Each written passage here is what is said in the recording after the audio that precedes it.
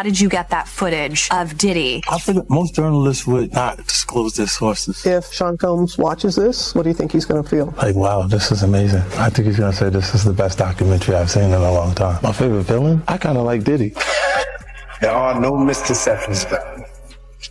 The discussion around Sean Diddy Combs has entered a new phase as Curtis 50 Cent Jackson prepares to release the second season of his documentary series focused on Diddy's life, power, and influence. This time, the attention is not only on Diddy himself, but also on his mother, Janice Combs. According to 50 Cent and multiple people interviewed, Season 2 explores the early environment that shaped Diddy and the role his mother allegedly played behind the scenes. Unlike the first season, which was reportedly passed on by Netflix, this new season is being released directly on YouTube. That choice alone has raised eyebrows. It suggests fewer filters, fewer edits, and more direct claims from people who say they were close to Diddy and his family. Many believe this move allows 50 Cent to present content that traditional platforms may consider too risky or controversial. Diddy's early life began in Harlem, New York. When he was very young, his father was killed. After that loss, Janice Combs became the central figure in his life. According to people who claim to have known the family, Janice took full control of the household and created an environment where powerful people often gathered. These gatherings, according to interviews, were not quiet family events but lively parties that exposed young Diddy to adult behavior at an early age. Several individuals interviewed in the documentary allege that Janice turned their home into a social hub. People from the neighborhood have said that many knew what was happening behind closed doors. They claim it was common knowledge that influential figures visited the home and that young Diddy watched how power, attention, and respect were handled. These early lessons, they say, stayed with him throughout his life. One former associate explained that Janice was very focused on image and control. According to him, she believed attention was power. He described moments where young Diddy was encouraged to perform for guests, dance, and soak in praise. These moments, while seemingly harmless on the surface, are now being viewed by some as the foundation of Diddy's later personality and leadership style. As Diddy grew older, his bond with his mother remained unusually close, at least according to public footage and interviews. Videos have surfaced showing affectionate behavior that many viewers found uncomfortable. While every family is different, critics argue that these moments raised questions about boundaries and influence. Supporters argue that it was simply a close mother-son relationship being misunderstood by outsiders. The documentary also includes commentary from people who allege that Janice was deeply involved in shaping Diddy's social world. Some claim she had strong opinions about who he dated, how he dressed, and how he presented himself. These claims suggest that her influence went beyond parenting and entered the territory of control. One of the more serious allegations discussed involves claims that Janice ran a modeling agency that was allegedly more than what it appeared to be. According to some former associates, the agency may have served wealthy clients in ways that were not public. These claims remain unproven, and Janice has denied them. However, those making the accusations insist that what they witnessed went beyond legitimate business. Several interviewees claim that parties hosted by Janice included adult behavior that children were exposed to. One alleged childhood friend of Diddy's stated that it was not unusual to walk into rooms where adults were engaged in sexual activity. He claimed that this was considered normal in that environment and that no effort was made to shield children from it. These claims, if true, raise serious questions about the environment Diddy grew up in. Some experts believe that early exposure to adult behavior can affect how a person views relationships, boundaries, and power later in life. The documentary does not state this as fact, but presents it as context for understanding Diddy's adult behavior. Another recurring topic in the documentary is the idea that Janice Combs was the true power behind Bad Boy Entertainment. Several insiders claim that while Diddy was the public face of the label, Janice controlled key financial decisions. They allege that major assets were placed in her name to protect them from legal risk.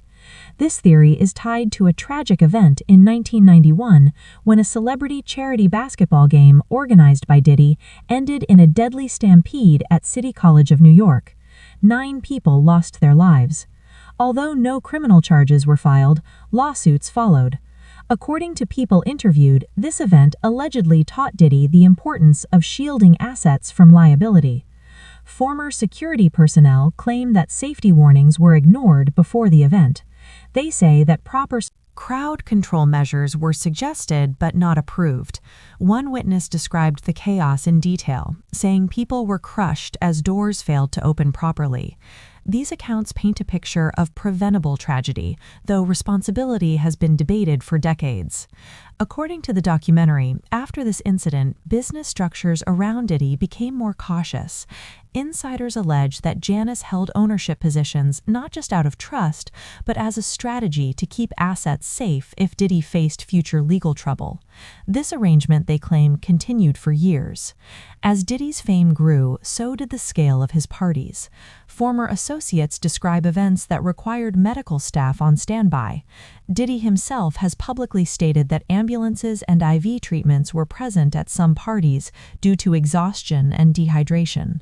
While some see this as excess, others believe it points to dangerous levels of indulgence. Footage has surfaced showing Diddy and his mother receiving IV treatments together. Critics argue that this suggests Janice was aware of the extreme nature of these events. Supporters argue that it proves nothing beyond shared healthcare choices. The documentary presents both views but emphasizes how often Janice appeared present in Diddy's adult world. Cassie Ventura's lawsuit added fuel to these discussions when she described certain preferences and behaviors that reminded viewers of earlier footage involving Janice. Some commentators have drawn connections between these details, though no direct link has been proven. These connections remain speculative. The documentary also discusses Diddy's relationships with women and how some former partners allegedly resembled his mother in style and appearance. Blonde hair, fashion choices, and behavior patterns are cited by commentators who believe Diddy was unconsciously repeating early influences. Psychologists note that such patterns are common, though they do not imply wrongdoing. As legal pressure around Diddy increased, his inner circle reportedly worked to control public narratives. Video clips show Diddy discussing media strategy with his son. Critics argue that this reflects a long-standing pattern of image control learned early in life. When news broke that Diddy's sons were planning their own documentary, public reaction was mixed. Many felt it was an attempt to clean up his image. Others believed the sons deserved a chance to share their perspective. The timing, however, raised suspicion, especially with 50 Cent's documentary gaining attention. 50 Cent responded publicly, suggesting that the new family documentary would only bring more attention to the allegations. His reaction made it clear that he sees the competing project as unintentional promotion for his own work. Despite the many claims presented, Janice Combs has strongly denied wrongdoing. In statements to the media, she has said that the documentary contains false information designed to damage her family's reputation. She insists that Diddy's upbringing has been misrepresented and that she was a supportive, present parent. No legal action has been taken against 50 Cent over the documentary so far. Some believe this is strategic, while others believe it reflects the difficulty of disproving personal testimony. Without court rulings, many of these claims remain allegations rather than facts. What remains clear is that Diddy's story is no longer just about music or business. It has become a broader conversation about power, family influence, and the long-term effects of upbringing. Whether viewers accept or reject the documentary's claims, it forces a re-examination of how success is built and who stands behind it. The second season of the documentary promises even more interviews, footage, and claims. As more information is released, public opinion will continue to shift. Some will see the series as truth finally coming to light. Others will see it as character assassination. In the end, the story of Diddy and his mother is not just about allegations. It is about how environments shape people, how power protects itself, and how the past never truly stays hidden. As the footage continues to surface, the public will decide what they believe and what questions still need answers. As more attention is placed on the documentary, many people have started revisiting older interviews and public moments involving Diddy and his mother. Some of these moments, which once seemed harmless or playful, are now being viewed differently. Viewers are questioning whether these interactions reflected a deeper dynamic that influenced Diddy's behavior as an adult. Former bodyguards and associates describe Janice Combs as someone who was always present. According to them, she was not just a background figure, but an active participant in decisions, gatherings, and social events. They claim she often knew who was coming, what was happening, and how things were run. This presence, they say, never faded even as Diddy became a global star. One former insider explained that Janice treated Diddy less like a child and more like a partner once he reached a certain age. He claims she gave him adult responsibility very early, calling him the man. Weight on a child who was still developing. The documentary suggests that this early pressure may have shaped how Diddy later dealt with power and control. According to several interviews, he learned early that being in charge meant setting the tone and demanding loyalty. These lessons, learned at home, reportedly followed him into his music empire. As Bad Boy Entertainment grew, so did the stories surrounding its internal structure. Multiple former employees allege that contracts, finances, and ownership were tightly controlled. They claim that many artists believed they were signing deals with Diddy, only to later discover that key authority rested elsewhere. Several people interviewed say Janice Combs' name appeared on important paperwork. They allege this was done intentionally to protect assets and reduce risk.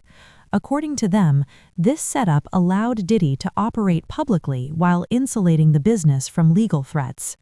These claims gained renewed attention due to Diddy's legal troubles over the years. Critics argue that the business structure appears designed to avoid accountability.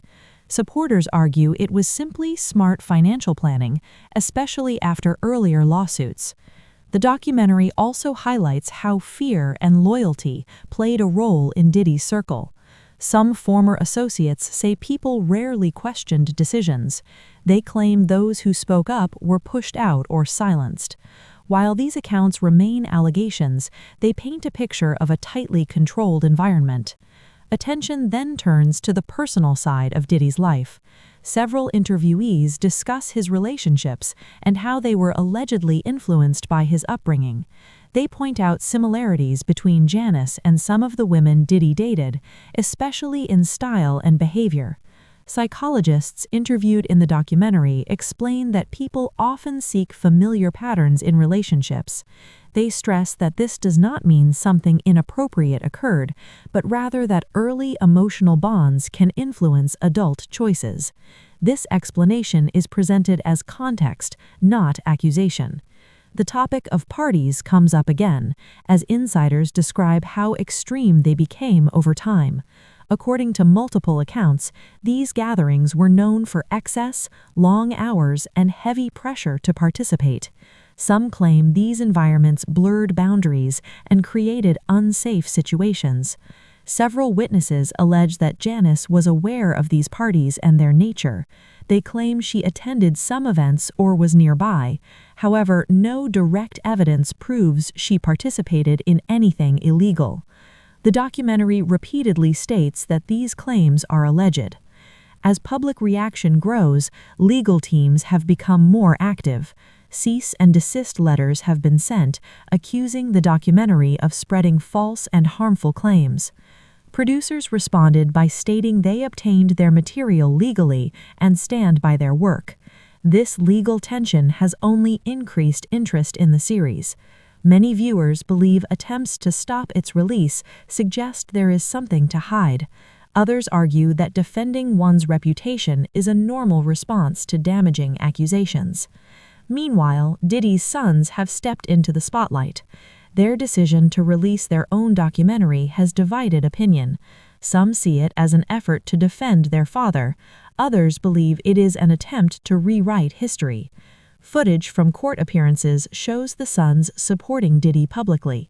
Critics argue that certain actions crossed legal boundaries, while supporters say they were simply standing by family. These moments have added another layer to an already complex story. Commentators note that family loyalty is powerful, especially in high-profile cases. They point out that children often struggle to separate public accusations from private relationships. This tension is evident in how Diddy's sons speak about their father. The documentary raises questions about generational patterns. Viewers are asked to consider whether behaviors repeat across time when environments remain unchanged. It suggests that without accountability, cycles of power and control can continue. As the story unfolds, many are reflecting on the cost of fame. Diddy's rise is often described as remarkable, but the documentary challenges viewers to look at what may have been sacrificed along the way. It asks whether success built on control and silence can last. Public opinion remains deeply divided. Some viewers see 50 Cent's work as necessary exposure. Others view it as personal revenge disguised as storytelling. Both sides agree on one thing: the documentary has changed the conversation. As more footage is released, new voices continue to come forward. Some support the claims, others deny them. The truth, for many, lies somewhere in between. What cannot be denied is the impact this series has had on Diddy's legacy. In the end, the documentary does not ask viewers to judge. Instead, it presents accounts, footage, and memories, leaving the audience to decide what they believe. It shows how power can shape narratives and how difficult it can be to untangle truth from loyalty. The story of Diddy and his mother is still unfolding. As investigations continue and more people speak out, the full picture may never be completely clear. But one thing is certain: the past is being examined in ways it never was before. And as that examination continues, the world watches closely, waiting to see what else comes to light. Continues to gain attention. Many viewers have started to question how long certain behaviors were overlooked. Some commentators believe that fame and success created a shield around Diddy and those closest to him. According to them, people were afraid to speak out because of his influence in music, fashion, and media. Former employees describe a culture where silence was rewarded and speaking up came with consequences. They claim that people who raised concerns were labeled as disloyal or difficult. Over time, this environment allegedly allowed harmful behavior to continue without challenge. Several individuals interviewed said that Janice Combs played a role in maintaining this structure. They allege she understood how systems worked and knew how to protect the family brand. According to these claims, she encouraged unity at all costs and believed that public image mattered more than outside opinion.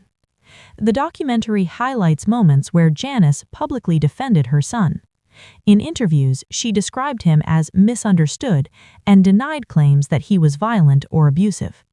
Supporters say this is what any mother would do. Critics argue that unconditional defense can sometimes prevent accountability. One commentator explained that when powerful families close ranks, truth becomes harder to reach. They said loyalty can blur moral judgment, especially when wealth and reputation are at stake. This idea runs through much of the documentary's later episodes. Attention then shifts to how Diddy handled his own children. Several witnesses claim that his parenting style reflected what he experienced growing up. They allege that boundaries were unclear and that adult environments were not always separated from family life. Some former associates say children were present at events where they should not have been. These claims are heavily disputed, and no legal findings have confirmed wrongdoing. Still, the documentary presents these accounts as part of a larger pattern. Psychologists consulted explain that people often repeat what feels normal to them. They stress that this does not excuse harm, but helps explain how cycles form. Without reflection and change, behaviors can pass from one generation to the next. The issue of control appears again when discussing Diddy's reaction to criticism. Footage shows him carefully managing statements and narratives. According to media experts, this level of control suggests long-term strategy rather than spontaneous reaction. The documentary suggests that Diddy learned early how to stay ahead of public opinion. By shaping stories before they spread, he could limit damage. This skill, allegedly taught or encouraged by his mother, became a key part of his survival. Legal experts featured in the series explain why many allegations never reached court. They say power, money, and influence often discourage formal complaints. Victims may fear retaliation, disbelief, or loss of opportunity. As public pressure increases, more people are re-examining past events. Old interviews, photos, and videos are being studied closely.